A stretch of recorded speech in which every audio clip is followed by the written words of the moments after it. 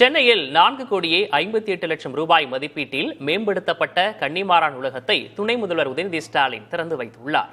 இந்த நூலகத்தில் உள்ள வசதிகள் குறித்து செய்தியாளர் ராஜ்குமார் அளித்துள்ள கூடுதல் தகவல்களை இப்போது பார்க்கலாம்.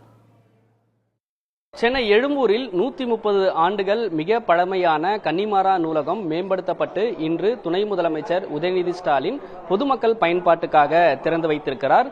வாசகர்கள், IAS உள்ளிட்ட பல தேர்வுகள் எழுதக்கூடிய நபர்களுக்கு இந்த நூலகம் மிக முக்கியமாக இருக்கிறது.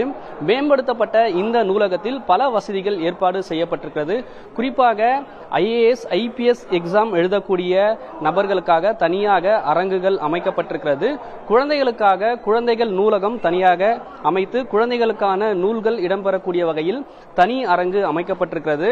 அதே போன்று சொந்தமாக புத்தகங்கள் எடுத்து வந்து இங்கு கன்னிமாரா நூலகத்தில் படிக்கக்கூடிய நபர்களுக்காக தனி அரங்குகள், அதே போன்று ஆங்கில மொழி பிரிவு இருக்கக்கூடிய நூல்கள் தனியாக வைத்திருப்பதற்கான ஏற்பாடுகளும், பிற மொழிகள் இருக்கக்கூடிய நூல்கள் தனியாக வைத்திருப்பதற்கான ஏற்பாடுகள் உள்ளிட்ட பல வசதிகள் ஏற்பாடு செய்யப்பட்டிருக்கிறது.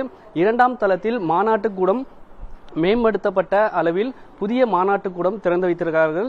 இப்படி மேம்படுத்தப்பட்ட பல வசதிகள், குறிப்பாக 4.58 கோடி ரூபாய் மதிப்பீட்டில் கன்னிமாரா நூலகம் மேம்படுத்தப்பட்டிருக்கிறது. ஏற்கனவே இங்கு 9 லட்சம் புத்தகங்கள் இந்த நூலகத்தில் இருக்கக்கூடிய நிலையில் தற்பொழுது மேம்படுத்தப்பட்டிருக்கக்கூடிய இந்த நூலகம் இன்னும் கூடுதலாக வாசகர்களுக்கும் பொதுமக்களுக்கும், குறிப்பாக போட்டித் தேர்வு எழுதக்கூடிய நபர்களுக்கு உதவியாக இருக்கக்கூடிய வகையில் பல வசதிகள் ஏற்பாடு செய்யப்பட்டிருக்கிறது. அதே போன்று இணைய வசதி, வைஃபை வசதி உள்ளிட்ட வசதிகளும் ஏற்பாடு செய்யப்பட்டிருக்கிறது.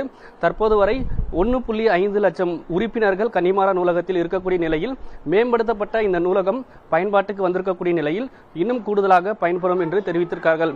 இந்த நிகழ்வில் அமைச்சர்கள் உள்ளிட்ட நூலகத்துறை அதிகாரிகளும் கலந்து கொண்டனர். புதிய தலைமுறைக்காக ஒளிப்பதிவாளர் கிருஷ்ணமூர்த்தியுடன் செய்தியாளர் ராஜ்குமார்.